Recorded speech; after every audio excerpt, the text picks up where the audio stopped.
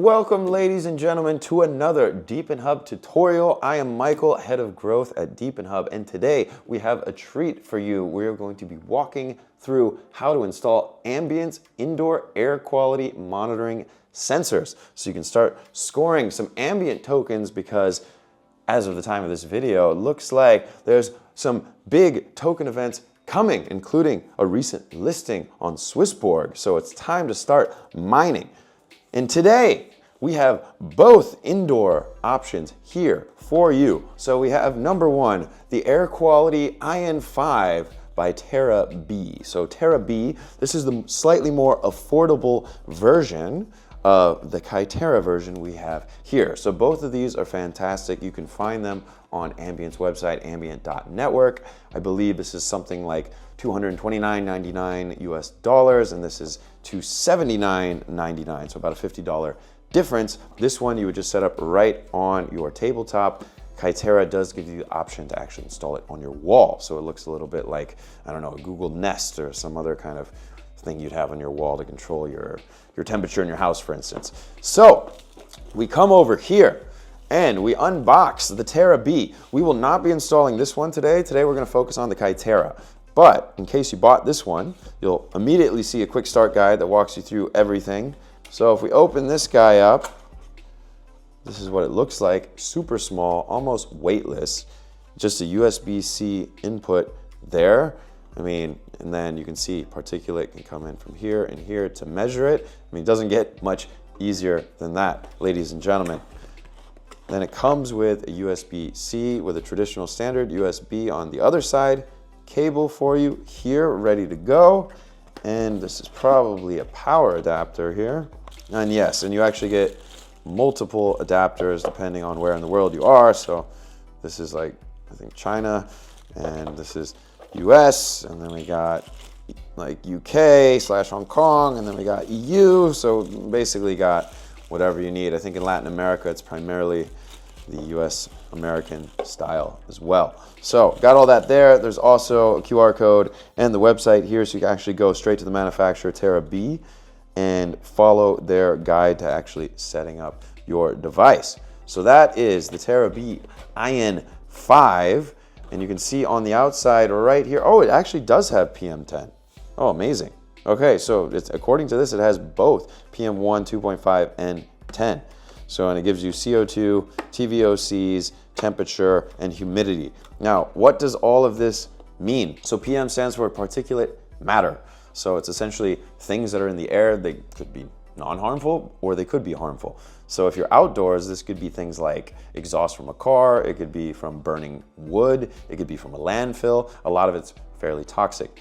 Indoors, it will often be different. It could be from things like paint, glue, pesticides, insecticides, different kind of cleaning products. It could also be pollen that comes into your house, etc., and other things that get trapped in the vents if you have a ventilation system.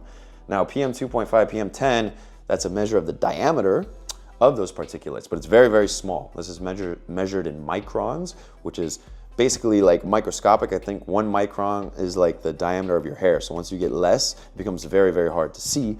So 2.5 would be smaller than 10, obviously, which means that it can get deeper into your lungs. 10 would be more like high up kind of in the respiratory tract. But either way, if these are harmful compounds and they get into your body, it's not very good for you. So it can flare up things like bronchitis, asthma, allergies, etc. So that's why we're measuring it, because if you have any of those things, you're going to want to know if it's in your air, in your home, and could make you or your children or friends sick. So those are known as VOCs, so TVOC, volatile organic compound. The T just means total volatile organic compounds. There's a whole bunch of different ones. So that's what we're going to be measuring, along with temperature and humidity. All right, so that's the TeraBee IN5, putting that over there. So now today we're going to focus more on this guy. This is the Kaiterra Sensedge Mini.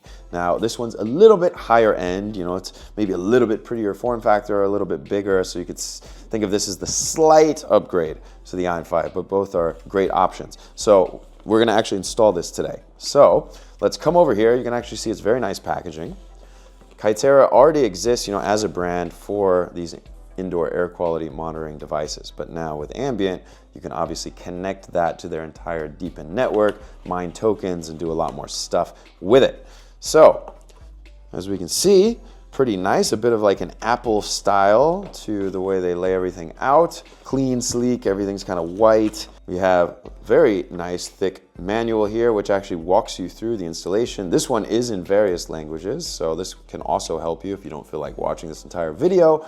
And what you can see here is that you do get the option to install it on a wall. To do that, you need some fastening screws. You will need to drill a hole in your wall. And then we have a certificate of calibration and verification. So boom, there you go, certified, real deal stuff, been tested, has results, like it. Now, show me the money. Here it is. This is the device, also super lightweight, nicely packaged. We're gonna open that up. All right, so you can see this is for the wall mounting. We have an Ethernet input, so you can connect it directly to your internet. And then we have kind of the serial bus here for the actual communication, but it also has Wi-Fi. So you can do the whole thing over Wi-Fi.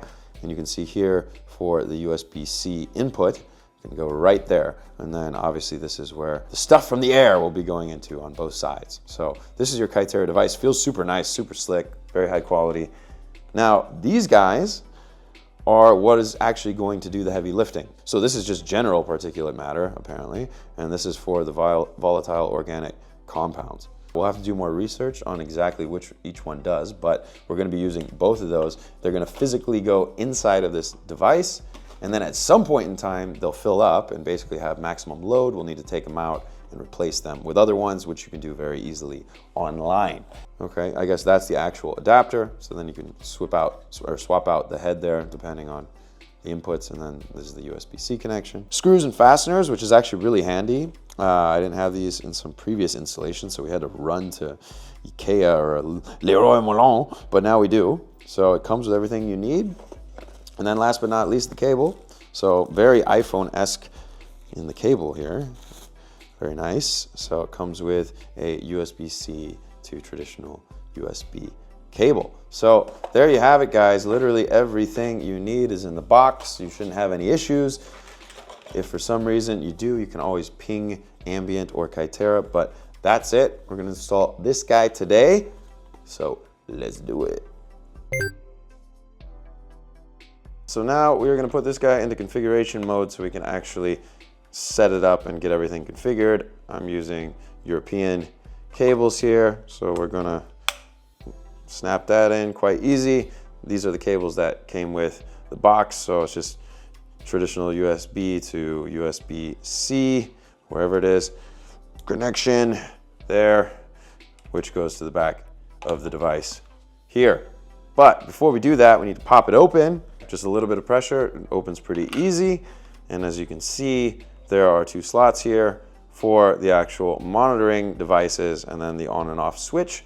So we're gonna take the one that is for particulate matter, which is like CO2 and all the kind of traditional greenhouse gases and stuff that you're used to. That just pops in there.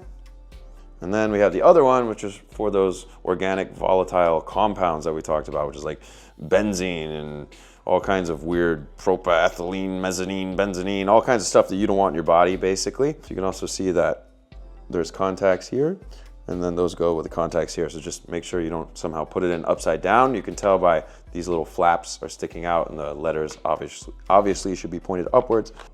Boom, perfect. All right, super easy. So those are in. Need to leave the back plate off because we're gonna have to mess with the switch. Okay, so it's detected both of the monitors, and now it's flashing a fast green. Once it actually pairs with the Wi-Fi, you'll see a slower flashing green, but we're not there yet.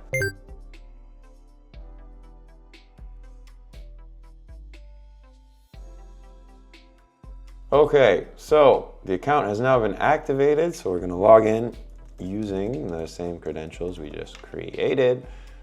And there we go, no data. So what we're going to need to do is add the device. Okay, so we opened it up. Trying to make it pop up in the right screen here. Yes. So here we go. Now we are going to install that. Open, read the disclaimer, enjoy the disclaimer, accept the disclaimer. God knows what we just accepted. Open your network settings and look for a Wi-Fi network that starts with Kaiterra. When you have connected, press configure. So the first thing we're going to do is actually connect to the configuration tool. So as you recall, we are on the Kaiterra local area network here, no actual internet access. We click on configure. We can see all the data, including the UDID. So just for memory's sake, we're going to see that the last 4 digits here are 2FA4. So we'll just use that to verify that everything's right. We go into configure, I'm going to give it a name. This is just what I'm going to call it. It's my home. Now we need to configure the Wi-Fi network. All right, so this will be the name of my local Wi-Fi network. So that is actually kind of a complicated name. So it would be easier to copy paste it. I don't have it copy pasteable. Now, if you are using Ethernet, you can decide if you have a static connection. Assuming you're using Wi-Fi, you don't even need to worry about that. And all of this secondary MQTT stuff is actually quite advanced. This is like if you're doing home automation and integrating it into another system. But that's way beyond the scope of this video, and then proxy networks. So we can skip all of that. Just leave this by default. The device will be connected to the internet. You don't need to worry about sleep and disabling anything right now. And this reset stuff at the bottom is only for troubleshooting if you're having issues, and it's something you should probably do together with Kaiterra. As you can see, it was super fast. Your device has been configured. So now what are we going to do? We're actually going to take that data by going to history. You see that top left corner, click history. We're gonna click on it. And again, remember that 2FA4, well, there it is. So we're going to now go here on the bottom right. There's that little hamburger menu. We're gonna click link to dashboard. That automatically pops up that Kaiterra web app that we just set up a little while ago. And now we can see again 2FA4. So we know that it's automatically copy pasted the UDID. We're going to give it a new name because this is now the name that it's saved as in the dashboard. I'm going to use the exact same one we use in the configuration tool, as it's a very clear name. It's not an outdoor piece of hardware, so skip that. Add device. Device has already been added. Okay, go to device. And there we go. We haven't started detecting anything yet, but we can see that we will start, and we can see CO2, humidity, PM10, PM2.5. It's all ready to rock. It's interesting because it said it was online 3 years ago, so this actually might have been a device left over from the old days of potentially something like Planet Watch or just used by Kaiterra, but not Ambient. So that is now what we will do, is getting this integrated into the Ambient DeepIn network. Okay, so now we are going to actually connect the Kaiterra device, which is working beautifully. By the way, you can actually see it, and it was so easy to set up. I love it. But now we are going to buy the onboarding license we need to actually link this back to Ambient's network. So at some point we can start generating rewards. So to do that, you can just go to Ambient Network. It's here, pick your license. Yeah, so if you go to the shop page, you can just see it right down here. Onboarding license as one of the options. So I'm just gonna add it to the bag. I'm actually gonna buy it right now. Please sign into your account. Oh, so I need to authenticate. So I've never created an account. I'm gonna have to register. Okay, so just verified the email address. Super simple. You just give your name and email, and then it will send you a link. So you just click the link and it takes you right back to the same onboarding screen. So now we can actually add it to our shopping cart. It's 20 bucks even. Not so expensive, seems fairly reasonable. So now I'm going to put in my payment details. Okay, and that wraps it up. Just put in the credit card. It was quite easy. Status completed. Your tracking number will become available when your orders ship. Please allow 5 business days and check your My Order stats for tracking information updates. Now, ladies and gentlemen, I don't believe you're going to receive anything physical. I believe you can get the data straight to your email. Okay, so now we're going to actually get down to the meat of things, and we're going to open back up the Kaiterra dashboard and copy paste in some information so we can actually onboard this Sensedge Mini to the Ambient network. So we're back here at the Kaiterra dashboard. We can see this is the installation we did. Obviously it's working. There's numbers here. Now on the far right, you might not see it because it's quite small. There's a little profile section, if you go into account settings, there's API keys here. We're going to click on that. We're going to generate the API key. All right, and then we can copy, paste that.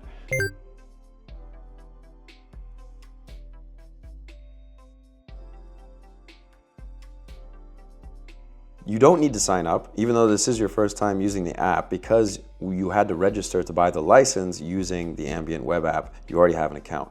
So make sure that you use the same password that you used on Ambient's website to log in. No need to sign up again for this app. Would you like to act? Boom, so there it goes. It's working. We're gonna use Face ID later. Okay, ooh, it even knows kind of where I am. It knows the name of the city. There are no ambient sensors in the area. Well, we're about to change that. Now, to find your license, it actually is up here. If you look in the top right, you'll see that little one. So let's click on that. As you recall, we're doing a Sensedge Mini. So let's go there. Now, this is where it's important to have your UDID and your password, or sorry, your API key saved. So you can get both of those from the Kaiterra dashboard. And there we have it. Gonna set my location basically right where it is because it's correct. I don't know if we can actually change the address, but whatever, that's fine. Leave it like that. Not sure, okay. That's just a confirmation using Apple Maps. Proceed. License added successfully, boom. So the license purchase worked. View sensors. So it's an indoor sensor. Yes, okay, look, we have data. And so that was it. It was actually super seamless and easy. There were no errors, no issues whatsoever, other than me making a few quick mistakes, but everything worked beautifully. So 2 things that it mentions on their website that you should also look out for is number 1, at some point you will most likely need to do KYC. It might affect your ability to claim rewards. So to do that, they actually give you a link right on their instructions, which goes to the web app of Ambient Network. It already has me logged in, and then you can do it right here. Your identity has not been verified. Please verify now. There's no way around it. You're gonna have to do your KYC. If you notice, I was offline. I couldn't find myself on the Map Explorer, and that's because we have a little alert symbol here. And then you can see it here. And then if I go here and I actually click on the gearbox, I can then see that KYC is none. So everything else is checked. And then it says how to fix. Please verify it now in the red warning message. So if you want that message to go away, there's no way around it. You're gonna have to do it, but it's super simple. You just click here and then you just start the verification process. You just do a face scan, upload an ID document, address and phone number, and that is it. Bada bing, bada boom. So don't forget to go ahead and do that. Now, the other important thing is that your wallet is here. So you'll go to My Wallet and you'll need to connect a wallet, but this will only be post TGE. And from our understanding, Ambient will be launching on Solana, so you'll just need something like your Phantom wallet, and you can connect it right there and start claiming your actual rewards. Have fun building out the world's nervous system and mining those sweet, sweet Ambient rewards. This is Michael, Head of Growth at Hotspotty, signing off. Thanks.